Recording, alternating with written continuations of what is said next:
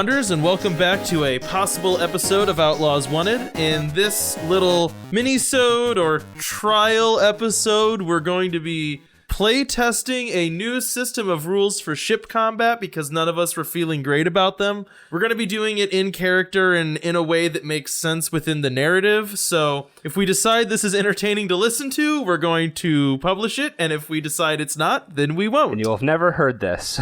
Right. Yeah. If you're hearing it, that means this episode was funny enough and good enough that we wanted to post it. So, or what would be funny is if we decide it's not good enough, it'll just be blank at the end. So we'll just say, like, if we thought it was good enough, we'll publish it. We didn't say it was good enough. Here's half an hour of blank audio. We'll just put in the synthwave. I was gonna say if it's not good enough, I figured we'd just put it behind a Patreon wall. Really make people. There you go. Yeah, one Patreon wall that unlocks bad content. Okay. So, all of you are back and healthy again after your last mission. You're all sitting around at a lounge in the homestead. When your warden, who's like the guy that gives you just kind of your orders usually, comes up and plops down next to you. His name's Grizzle, by the way, in case you couldn't remember. Well, hello, crew. How are you? Hey, Grizzle. Oh, hello, Grizzle. How are you today? Well, I will level with you. I've been better, kind of. I've been reviewing the tapes, as it was, of your encounters in space, and, you know, everyone has room for growth. And I feel like your crew needs to work better out there in the stars, he says and gestures grandly. I would agree. I think less bomb options would make our team function much better and much less... Oh, no. Bombs are fine. But we have a new kind of system of how to command a ship that we want you guys to test out. Now, we've thought about a couple ways of doing this. We have some very advanced VR systems that we can hook you up to with haptic responses and all that. They can basically make you feel like you're on a ship while sitting comfortably in a chair. But those are expensive, so what we're basically going to do is put fancy glasses on you and throw you out into the middle of space. So if you shoot lasers and stuff at simulated enemies, you're not doing any damage to anybody. Sorry, we're going to be in space? Yeah, you're really going to be in space. And like on our ship, right? On your ship. Oh, okay. You'll just good. be shooting at nothing, but it'll feel very much like real combat once you wear these glasses. And he hands you like some kind of chunky glasses that like Google Cardboard in Sharpie have written on the side of them Emergency Combat Simulator. It might be that it was bad enough that we had to figure out a way to train our crews for space combat. So anyways, good luck. Get on board your ship and have a great time. Just so you know, things will get worse. Our goal is to see you guys fail and find out where you crack. Okay. Great. Sounds like just a lovely time, Grizzle. Right? It's going to be really fun. I'm looking forward to it. I'm looking forward to watching it.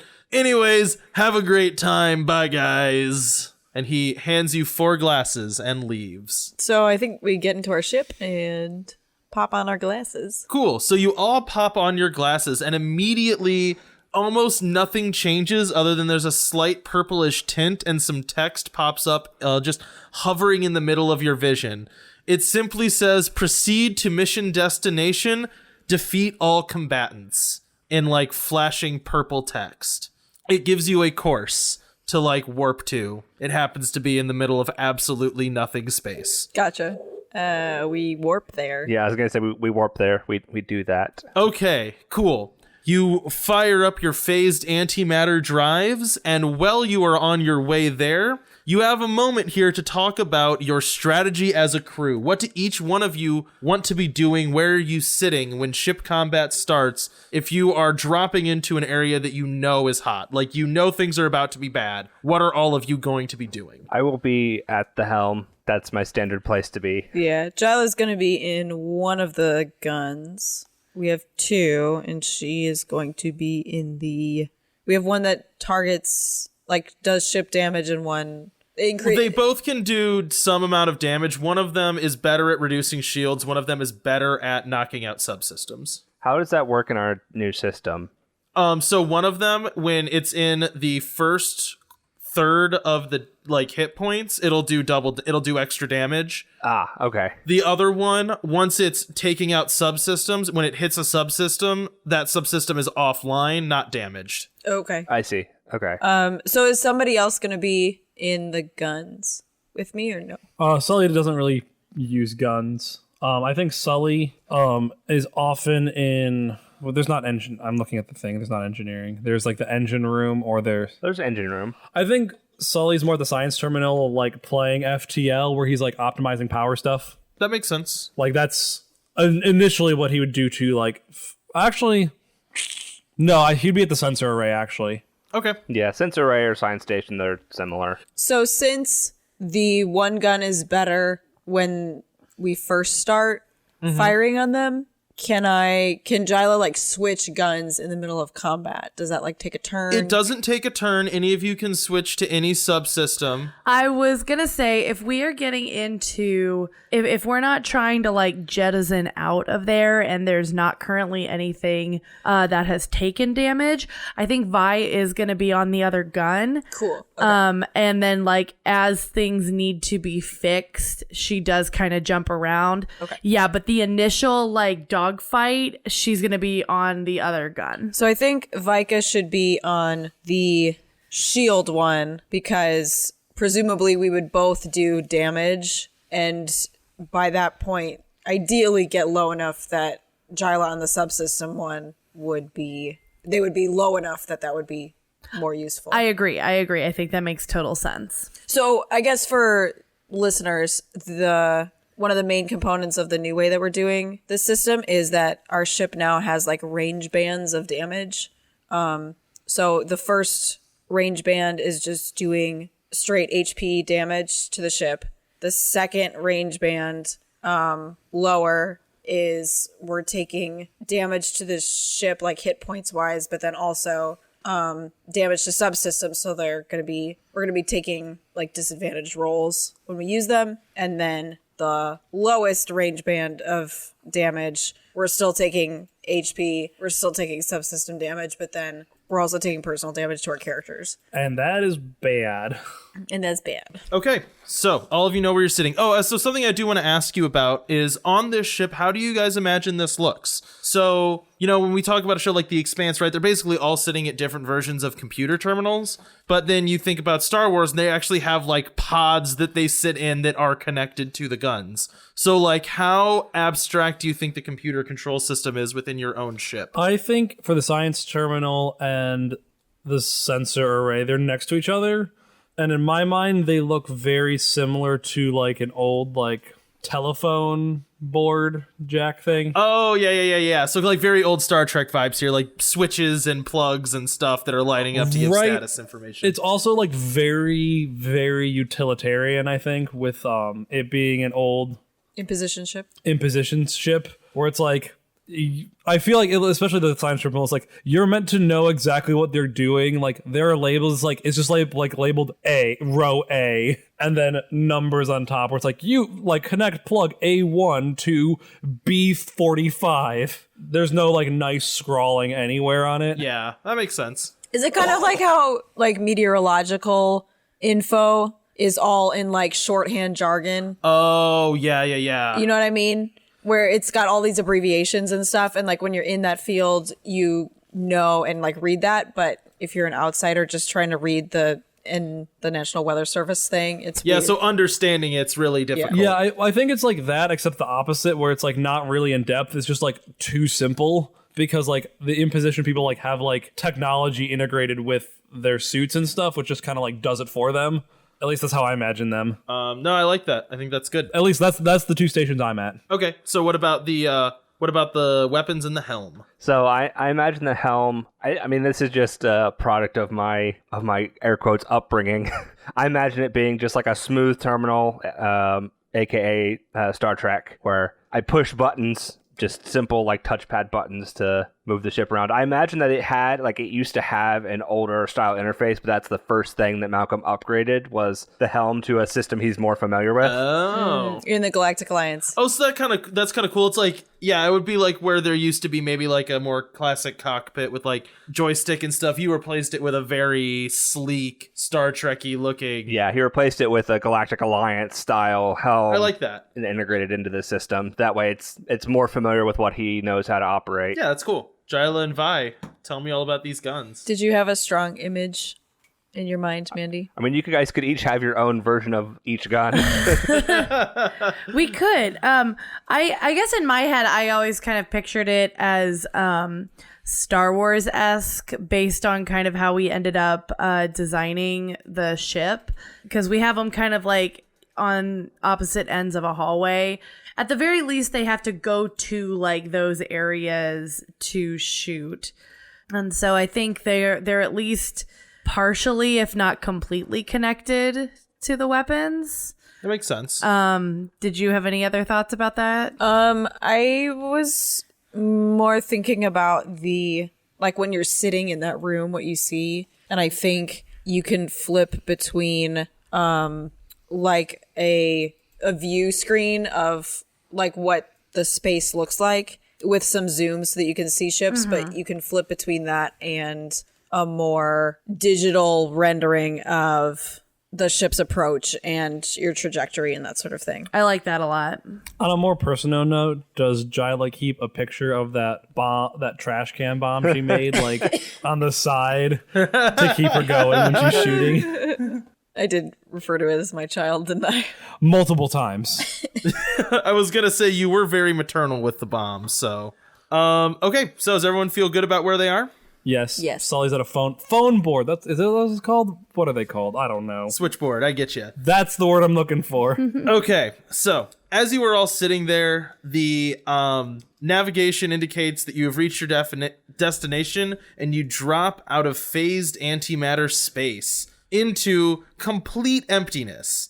And then, like, as all of you are looking at your view display screens, you can see again in like a shimmering kind of purple aura, a ship just kind of render itself into space. Like it looks like it's been loaded in, like this is a video game.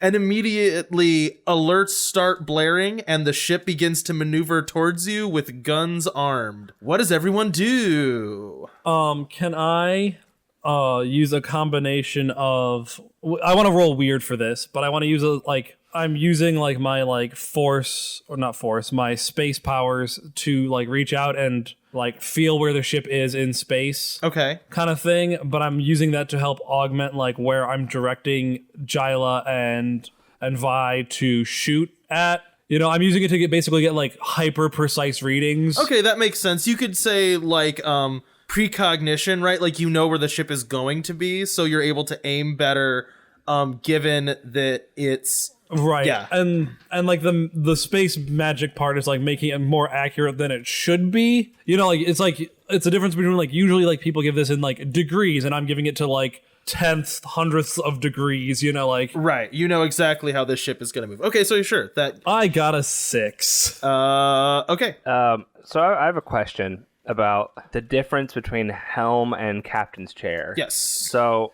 thing is, Malcolm is pretty much the pilot of the ship, but he's also the captain. I guess how are they different places? Okay, so imagine like on a spaceship there's probably some type of autopilot, right? So you could set the ship to like do just generic combat stuff, right? Like maintain course and heading, right? And then you could go and try to negotiate, but what you can't do is be flying backflips while trying to negotiate with the other people. That makes sense. And what it also is that if like your ability to communicate, so the captain's chair is basically your ability to communicate with that other ship or coordinate your crew better. That's the like mechanics that the captain's chair has. If that gets damaged, you can still fly the ship fine. You just can't talk to that other ship as well anymore. I understand. Malcolm is going to move to the captain's chair and try to talk to these other ships, because that's always his first move anyway. He's trying to negotiate away from a fight, even though he knows this is simulation. He's still is going to do what he does. No, I mean, that makes sense. That's good. I mean, that's the way his character is. Yep, he's going to send a hail out to the other ships and be like,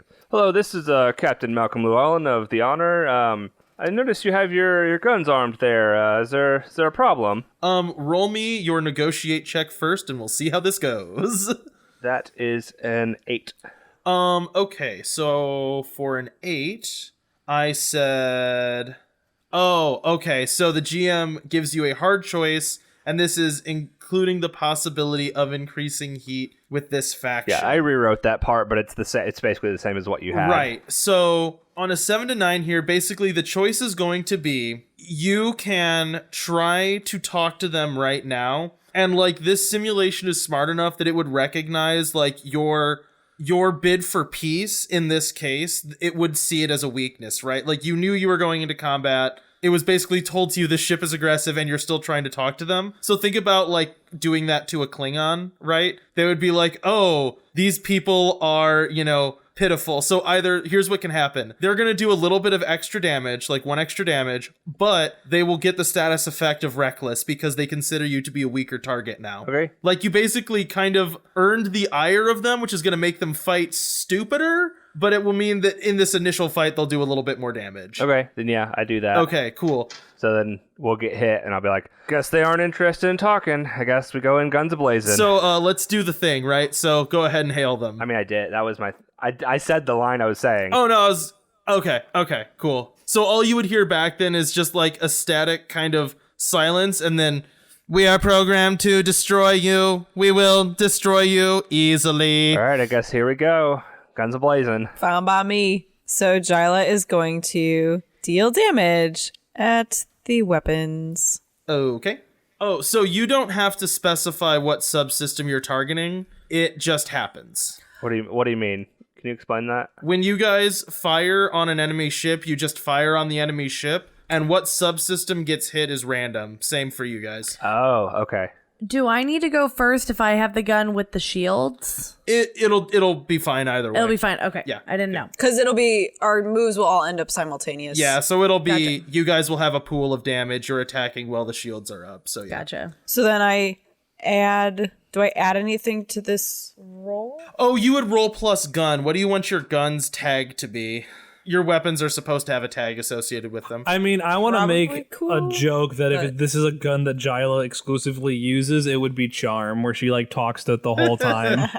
Like how they like act like people like talk like Yeah. like mechanics talk to ships, and like engines and like that like coax them to thing. Like I feel like if this is Jyla's gun, she would talk to the gun like shooting bombs. Like Well, my charm is a 0 and my cool is +2. So I think generally ranged weapons are considered cool and like close combat weapons are considered tough. So that is a 14. Okay. Oh gosh. All right. I want to add that to the ship thing to say that these weapons are cool based. And Vi, do you want yours to be cool based as well? That or tough. So whichever one you think is more appropriate. Cool's fine. Okay, so we'll just say both of them are cool. All right, so both of you roll plus cool.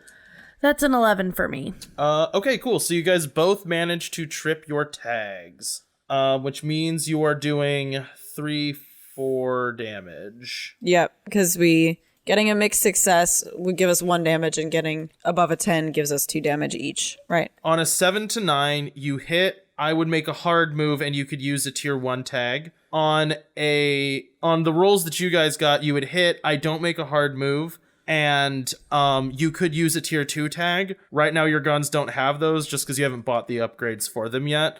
So the only advantage between a partial success and a full success is whether or not I get to do something bad as a result. Oh, okay. Yeah, and our guns have like a specific damage amount to them, Yeah. and then I'm assuming like this is where we need to actually like write it down I do. better. And with the we have it. Yeah. Okay, I just don't have it up. And so like I assume that for the one that does damage to shields, it would have a tag of double damage against undamaged vessels or something. Shield like that. interference is what I called it. Okay, yeah, something like that. But effectively, it does an extra damage. It does 1 extra damage, yeah. So total, you guys did 1, 2, 3 damage, yeah. Yeah, that's what I'm talking about, Vi.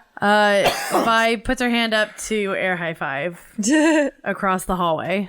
earlier Zach gave you guys a tag of, or a status effect of predictive +1. You could use that predictive +1 to Did help I? you. I rolled a 6. Oh, you failed that. I totally forgot. I just wrote it down. Never mind. No status effects for you guys. Sorry, I wrote it down when he said it because I was like, man, that's really good. I love this. I'm into it. Oh, thanks. Instead, I just have a hard move to spend. Okay, so what does it look like when you guys fire on a ship, right? Like, you're cruising towards each other, and you both basically kind of turn guns blazing to fire on each other. What does this look like for you guys? Well, Sully's sitting at a switchboard, just waiting.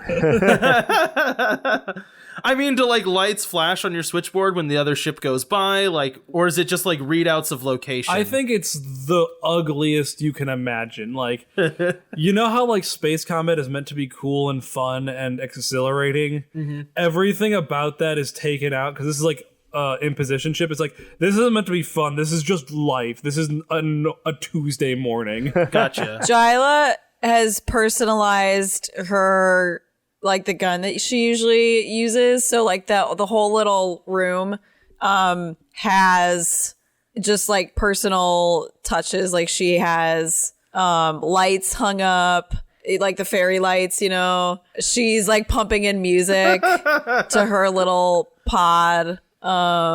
It's, like, a very comfortable place for her. Is this where Jyla sleeps? No. She has She sleeps in her bomb workshop. Yeah, she has a little hammock in there. I forgot that she has a hammock in there. Yeah. All right, Vika, what about you? I think that we've hooked it up so that Vika can also hear Jyla's music. Yes. Generally, that, like, her room is definitely the engine room, so this isn't super personalized, but it's she's just aping off of what Jyla's set up. Okay, cool. So, as the two ships fly past each other, as I said, they both turn broadside, and there's just, like, a brief but very bright and flashing exchange of laser fire. All of your ships hit true, and I would say on all of you, you get an indication indicating that your shields have been reduced by 75%. Okay. So I would say, like, a little light display on the panel in front of Jyla, like, flashes with, like, a little bar. Cool. All right, and now we're back around into combat. All right, so seeing how I also, by the way, I changed something in the ship combat document that I think makes more sense. I changed captain's chair to communications because I think that makes sense that anybody could use it theoretically. Yeah, that's fine. And that's all it was really used for anyway, was to communicate with the other ships. I think that makes better sense as a name. Okay. So anyway, seeing how negotiation didn't work, Malcolm's going to move back to the helm. And he is going to try to, I think he's going to try to avoid damage. He is going to try to maneuver the ship, like do some clever piloting to evasively maneuver around the enemy's fire and just try to give ourselves a better chance of surviving. Okay, sounds good. What is that based? Oh, that's helm is cool. Okay. That is a 10. Okay, cool. So you are successful. You are very good at piloting your ship and are pinwheeling and spiraling through space in a way that makes it impossible to land hits well. I was gonna say that Sully, realizing that, like, they're not actually fighting people, like, his weird or cosmic senses are, like, off because, like, he can't, like, actually feel anything. So I think was gonna try to assist the captain with, like, making them more evasive, like, focus it more in, like what he's doing at the science array and stuff, like, more inward, and, like, how they can, like, make themselves move faster or more, like, erratically and stuff. Okay. Or you could also, this is something that happened in that has been done in Star Trek before, is like you set up sensor ghosts where you trick the other ships into thinking that we're somewhere else or something like that. Yeah, like stuff like that. Okay. That will be, it's sharp, or what's sensory array? Where's the sensor one? Sensor array is cool or weird. Science terminal is sharp. I think this, whichever it is, I've hit a mixed success, either 7 or an 8 if it's cool or weird. Okay. It doesn't really matter. So I help us be more evasive. Okay. So is that another avoid damage roll? Is Nope, that what that is? That would be a status effect of, we'll say, evasive. Okay. Or we'll say evasive ghosts. So now, like, next turn, if you did invasive maneuvers again, you could probably use that. Yeah. To give you a +1. Technically, he could use it this turn as well, but he doesn't need to because he already got a full success. Here's another question. Like, when we spend those tags, do they go away? They stay. They They stay. Okay. Until I spend a hard move to get rid of them. To remove trouble. Yes. Got it. Jyla and Vika. Yeah, so we're firing again. I think, dang, I'm rolling well today. That is a 13. Wow. Okay. Man, you're wasting all these good rolls on I a know. practice session. I know.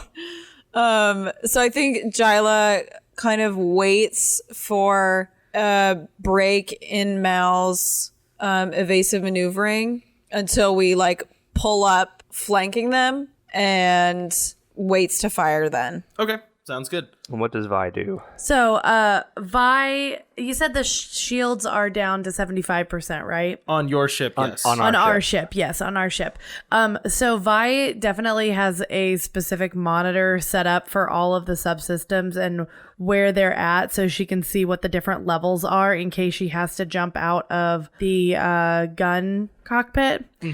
And she's like, okay, 75% is fine. We can keep going. So she takes another shot, and that is an 8. Yeah, so that is a mixed success. Yep. Okay. So we still do 3 damage, but that's another hard move that comes against us. Yeah. Well, and But if it's damage, it's halved. right. So actually, in this case, you only do 2 damage because you have. So you're no. Okay, so you'll do 3 damage. I'm fine with that. Right at that moment, you guys are dodging and weaving, avoiding enemy fire, and in one moment, Malcolm opens you guys up perfectly for an attack. Right. Both of you fire, and the shields of the enemy ship drop. But right at that moment, they manage to squeeze off 1 hit, which drops your guys' shields completely. Dang it. Which Okay. has now exposed your subsystems to begin taking damage. That's with the half damage? Yes. Okay. However, you can see that one of the shots that you fired into the enemy ship has left like a glowing purple like hole in it. You know, like it's like you can see light emitting from it on like the purple shell of the ship,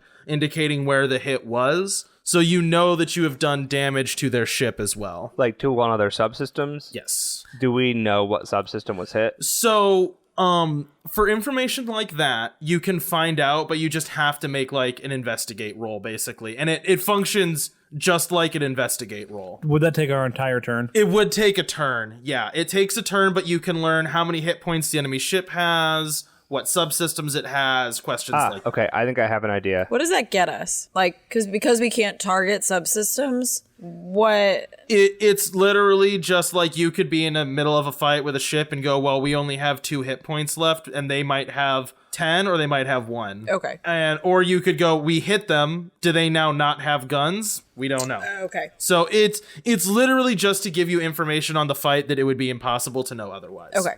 Okay, I'm adding a new move under sensor array that I think will make sense with this. So I'll work on that. What is the new move under sensor array? Investigate enemy ship. Yeah, that's fine. It can be. So the reason I wasn't going to associate it with one area is just so that way. We could put it under multiple areas. Yeah, it's fine either way. It would just be so that way if the sensor array gets hit, you could still investigate the other ship, but it kind of makes sense for you not to be able to do that too, so I'm fine with it. I'm cool with it being taken offline because, like, if the guns are out offline, we can't shoot still. Yeah, no, that makes sense. Okay. Woo, homebrewing. So question, in our new way of doing combat, we cannot get the shields back up, right? Yes, right. Like they are right. down. You can Okay. repair a subsystem, but your shields are not a subsystem. Gotcha. Okay. Also, during that approach, where you guys kind of flanked them for a moment, opened them up to fire, you were successful in doing damage to them. They did a little bit of damage back at you, but they now are kind of able to track that type of motion, like they get that type of maneuvering. So they now have you guys now have a negative status of predictable maneuvering. Okay. So like you guys did one very specific maneuver to line up that broadside, they now know to expect that. Okay. So that means that Mal would be taking a -1, right? Yes. Okay. Unless one of us does something to remove it. Okay. Correct. But that we still have the +1 from Sully's thing, right? Yep. So if you guys look, there's a thing called like ship spreadsheet. Yeah. That's where I'm keeping track of all of this if you want to be able to see it. yeah.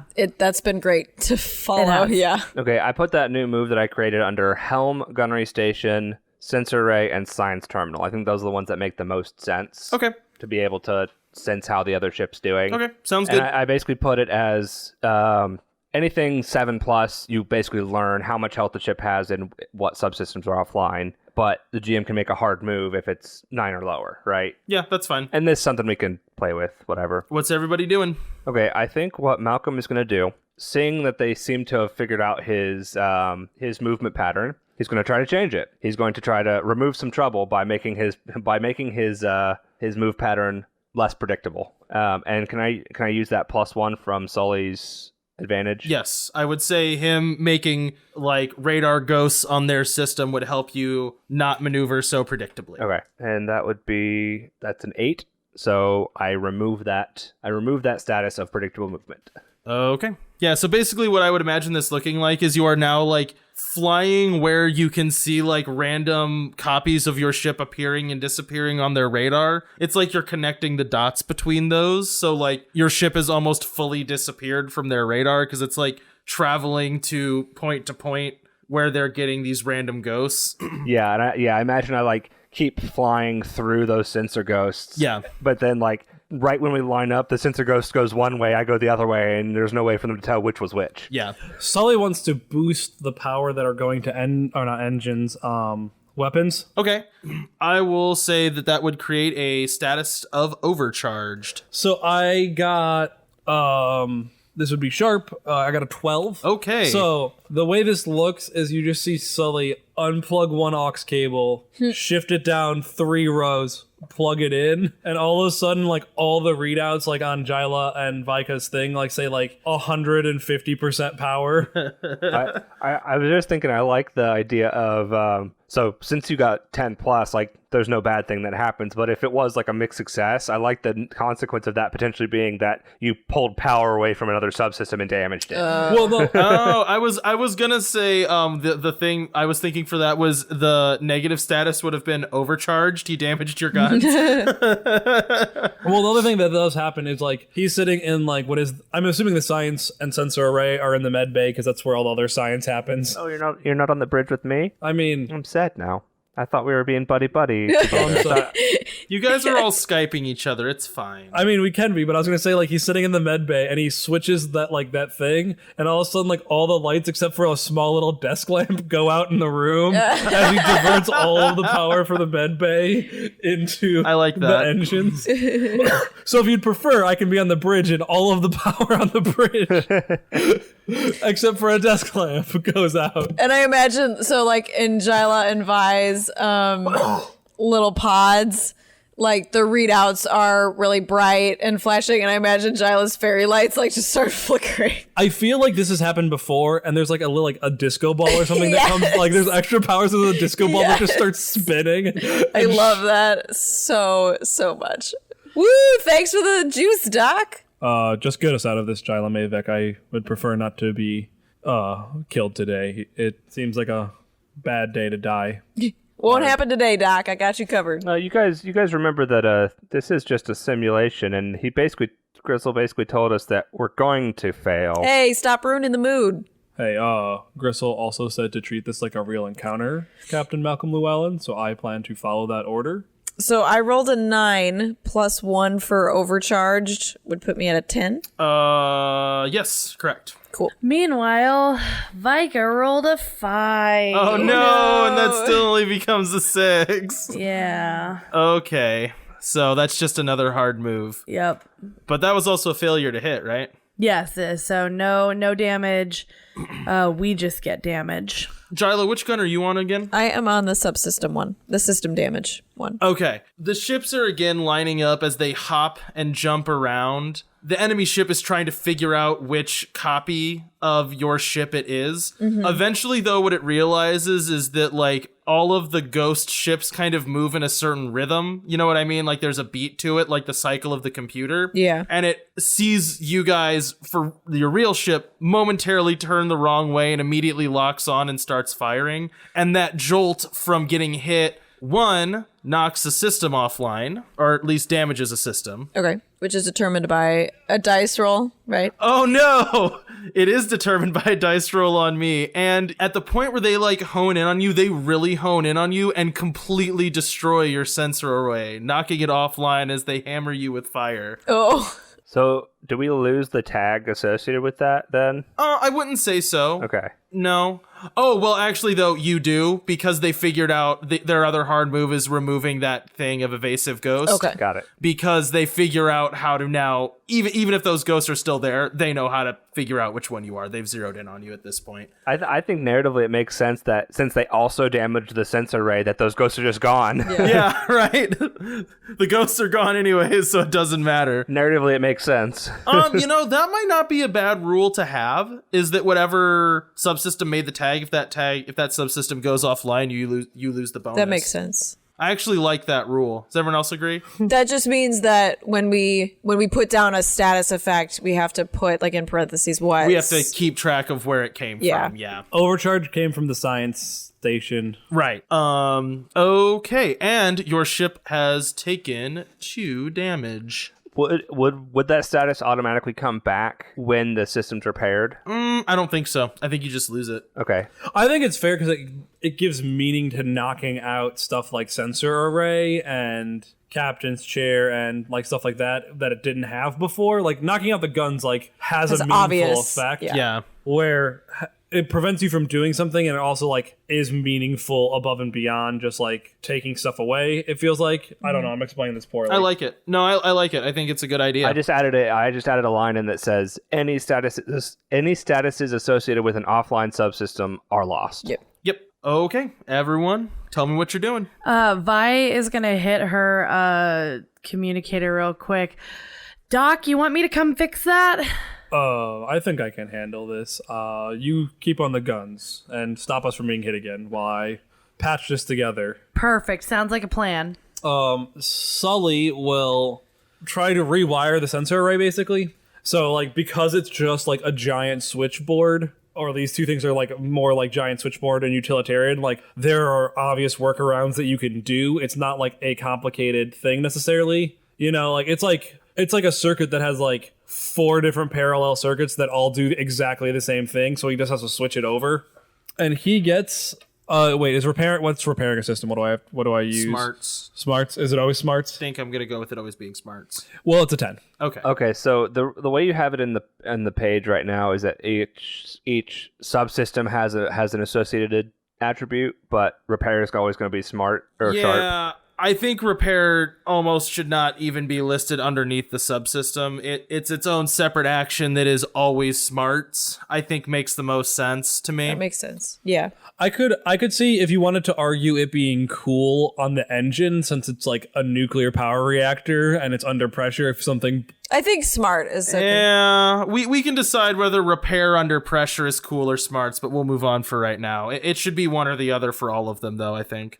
All right. Captain Malcolm, what you doing? Your ship is all now showing green, all subsystems back online. Again, seeing that the enemy seems to have figured out his movement, he's going to give up on the creative flying for now and just try to present an angle to the ship that reduces the damage taken. Like he's going to find where our shields are the strongest and try to, or not necessarily the shields, but like try to present like the hardest target to hit in an attempt to avoid damage. Sure. or like he like faces the cargo bay towards them, so even if they hit us, it's just Right.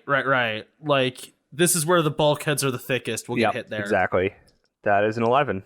No, I did math wrong. That's a 9. Okay, so you managed to do that, but basically what you're doing is presenting one part of your ship to extra damage, so we'll discuss what that means when they start firing on you. Well, I mean, I was trying to avoid damage. Right, no, I know. It won't be extra damage, it'll be something else. Okay. All right. So Jyla is going to. give them hell. That's right. She's gonna deal damage, but call over to Vika and ask, do you want to take out some of that incoming fire, Vi, or keep doing them damage? Up to you. I think you can keep doing damage to the ship. I'll do the avoid damage this time. Perfect. Sounds good. So yeah, with avoid damage from the guns, what you're basically doing is trying to shoot their projectiles out of the air. That is going to be a 9. Okay. 7. When you guys both turn back towards each other, from some very smart flying from Captain Malcolm or Captain Mal, only non-essential parts of the ship take fire. However, you do take quite a bit of damage despite the fact that Vika is managing to take out any like stray rounds that might have hit something essential. But this does mean that just like your ship has kind of been knocked off balance because it's basically been getting like sledgehammered, but only in non-essential places, which is going to give you the negative effect of off kilter. Which will mechanically do what to us? It's a -1 that I can apply to one of your rolls if I think it applies. Okay. Basically, it works so the negative status effects are the same as positive status effects, except I kind of decide when you guys have to deal with the fact that you have this negative status effect that your ship has been like knocked off its axis by this last pass. Yeah, kind of like in City of Mist where the GM can call in a weakness on a player. Right. Yeah. Right. Okay. Cool. Can I go take care of that off kilter? I want to recalibrate the engine thrust. You can, but first I also have to say that during this last exchange, Jyla did manage to shoot down the enemy's vessel. What? Yeah, I mean, you were successful in doing damage, right? Yes. So the way this worked out was you guys both basically just flew straight at each other. Just absorbing damage as like all like subtext of maneuvering and dodging was lost, and their ship lost that. Okay. So we like played chicken. Your ship, essentially. Yeah. Your ship practically took no damage. Like, maybe, like, a lot of rounds hit it. It just didn't do any actual harmful damage to the ship. Because Vika was shooting him down. Right, but their ship was destroyed. Woo! That's one for the honor. So, it shatters into luminescent purple little shards. As it says, level complete.